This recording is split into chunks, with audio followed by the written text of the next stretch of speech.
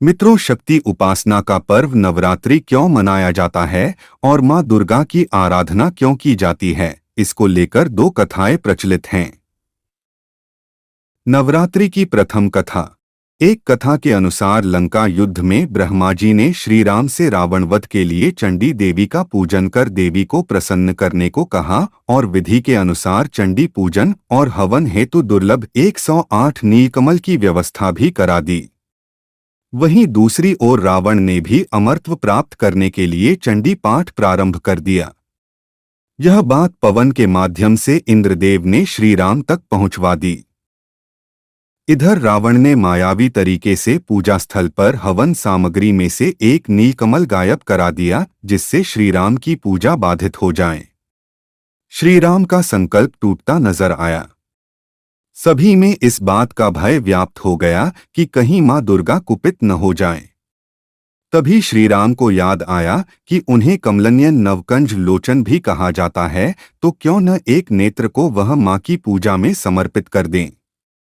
श्री राम ने जैसे ही तुनीर से अपने नेत्र को निकालना चाहा, तभी मां दुर्गा प्रकट हुई और कहा कि वह पूजा से प्रसन्न हुई और उन्होंने विजयश्री का आशीर्वाद दिया।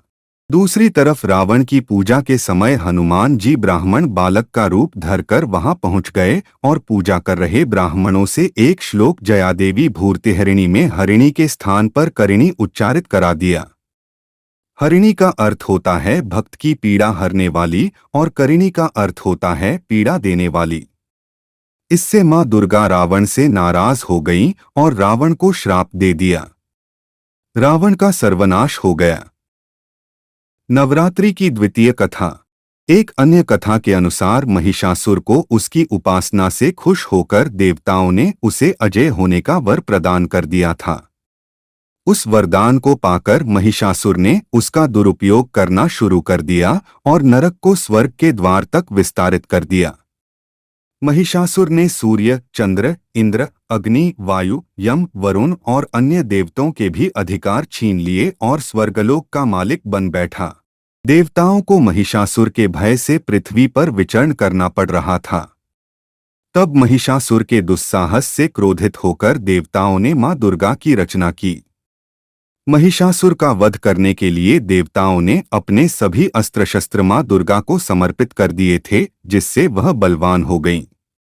9 दिनों तक उनका महिषासुर से संग्राम चला था और अंत में महिषासुर का वध करके मां दुर्गा महिषासुर मर्दिनी कहलाईं। वर्ष में 2 बार नवरात्रि क्यों? नवरात्रि साल में 2 बार मनाया जाने वाला इकलौता उत्सव है। एक नवरात्रि गर्मी की शुरुआत पर चैत्र में और दूसरा शीत की शुरुआत पर आश्विन माह में। गर्मी और जाड़े के मौसम में सौर ऊर्जा हमें सबसे अधिक प्रभावित करती है, क्योंकि फसल पकने, वर्षा जल के लिए बादल संघनित होने, ठंड से राहत देने आदि जैसे जीवनोपयोगी कार्य इस दौरान संपन्न होते हैं। इसलिए पवित्र शक्तियों की आराधना करने के लिए यह समय सबसे अच्छा माना जाता है। प्रकृति में बदलाव के कारण हमारे तन मन और मस्तिष्क में भी बदलाव आते हैं। इसलिए शारीरिक और मानसिक संतुलन बनाए रखने के लिए हम उपवास रखकर शक्ति की पूजा करते हैं। एक बार इसे सत्य और धर्म की जीत के रूप में मनाया जाता है, वहीं दूसरी बार इसे भगवान श्री राम के जन्मोत्सव के रूप में मनाया जाता है। तो मित्रों, हमारा वीडियो कैसा लगा कमेंट में जय माता दी जरूर लिखना।